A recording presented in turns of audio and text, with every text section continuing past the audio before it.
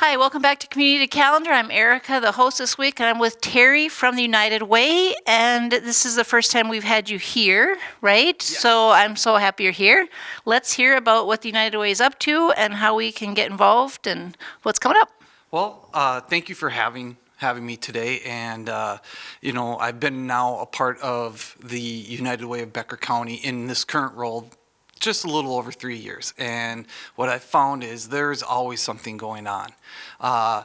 Currently, we are in the midst of our business drive, where we have all of our board members, which are all volunteers, out kind of canvassing the community and businesses as they have relationships and asking them to help support what we do. Also coming up during Polar Fest on Thursday, February 19th, we have a pint night. And Bucks Mill Brewing is nice enough to host this, and this will be the third year we've done that. And it's a family fun night, so bring your kids from 5 to 8, and there'll be arts and crafts for the kids to do, kind of why you maybe hang out and relax with some friends. And it's $1.50 from every pint sold goes to the United Way of Becker County. So. Nice. And so tell me, what does funding go? I know you do a lot of stuff. What does funding go to through the United Way? Basically, what our purpose is to raise money, and then we distribute it out through our partner programs. And the way that goes is partner programs or any nonprofit organization in Becker County fills out a grant application, and then we have a committee, our budget and allocations committee, that meets every spring, evaluates all of those grants, goes through them, and then depending upon how much revenue we generate, determines how much grant money we can commit to each year. And some of our partner programs that have been with us over a period of time, they're able to apply for a 2-year cycle. Some of our newer partner programs, they apply every year. So. Wow.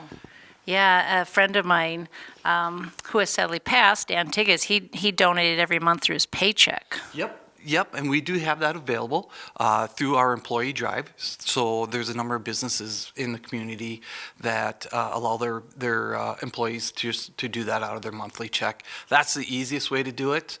Otherwise, we also have our residential drive, which we do in the fall. And people are able to donate that way.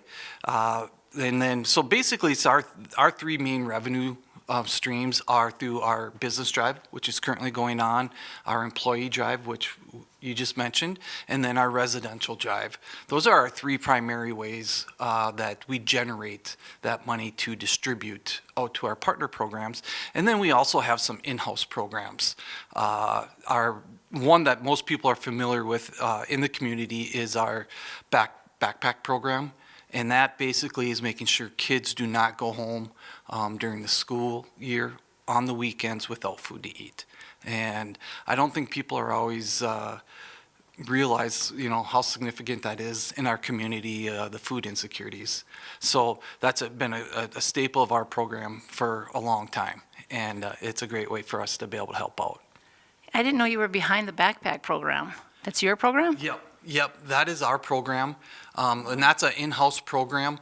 We have a board member, Holly Okeson, this year, and she's done it now the past couple of years, well, last year and this year, and she heads that up and takes care of it. So basically what we do is we have a connection with our schools in the community, and those we couldn't do it without the counselors. So they recognize students that need that help.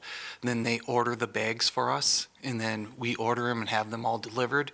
And then the Detroit Lakes High School, or I should say the Detroit Lakes School District, helps us manage that with the food that comes in and getting it distributed out to the schools in the area. You know, I was a substitute teacher for many years here in this area, and I remember those getting delivered, and the kids would pick them up, and there was no like, why are you getting that? It was just a common thing. Kids would pick up their bag, and then one time I was on bus duty, and one of the kids in my classroom was taking his food out of his bag, and I said, hey, that's for the weekend, don't eat it now. And he said, no, I'm giving it to my cousin who doesn't have one. Oh, yeah. For her to have extra stuff over the weekend. I'm like, so it's so valuable. It's all food that they can easily open and eat, which is. Yep, and that whole program has transitioned a little bit. Prior to COVID, organizations would come in and help us pack all the backpacks and pack all the food, and that was a great team building. And organizations could come in and really help out. It was really neat. During COVID, we had to kind of change directions a little bit. So now we work with a company out of the Grand Forks area, and they provide all of our foods. And just to do our due diligence is we take a look at other companies now, vendors, and making sure we're getting the best bang for our buck, because it is such an important program. Yeah, that's awesome. I did not know you were behind it, so Yeah. that's great. Yeah, Great. yeah.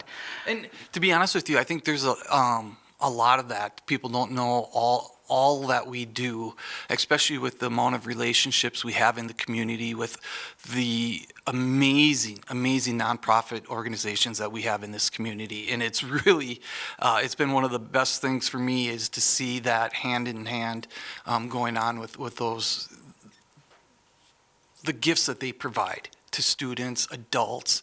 And that's one of the other things that I really feel fortunate to be a part of the United Way is, like you, I was a former teacher, and you see everything that goes on with youth, but also if we can help them early on in their life, and we do that through our reading partnerships that we have with a couple of our partner programs, and then all the way through until our adults are getting a little bit older, and how can we help those adults stay in their home? And we have a couple different programs that we partner with, but then also our Day of Caring, and that's coming up, and we've already started the planning now, and that takes place the first weekend of May, or the first Wednesday of May, and that is a wonderful. It's probably one of my favorite days because it's a day when the students in the community get to go out and give back. We also partner with Lake Park Audubon and then Frazee. And so last year alone, in one day, we helped over 200 sites, is what we call them, and that amounts to people. And that's a cool thing. And I've also subbed for many times for that. Oh. And you should see these kids. They work hard. They get after it, and they're raking and hauling and cleaning out gutters, and the homeowners are sweet and grateful. It's a really good relationship building too with elderly people in our community or people that need help with the students, and they're have fun with it. I receive all the calls, which is kind of cool, and it is amazing to hear the conversations. They are so grateful to have these kids come out and help them out. But the side we don't always see, and what I've come to understand a little bit more since I've been in that role, is the impact it has on those elderly in our community, their children, because they no longer have to try to figure out how they're going to get over and help mom and dad out, and take care of their yard, and we're able to do it, through these students that are willing to go out and help out. It is such an important day. And then also we take for granted, and I do all the time, is not every kid has a relationship with an elderly person in the community or around them. They might not have a grandparent, and those kind of connections, you see how much growth can happen just in that single day. So it's a really fun day. Nice. Well, lots of stuff happening at the United Way. So grateful you were on here. Come on again, please. And we'll be back with more Community Calendar right after this.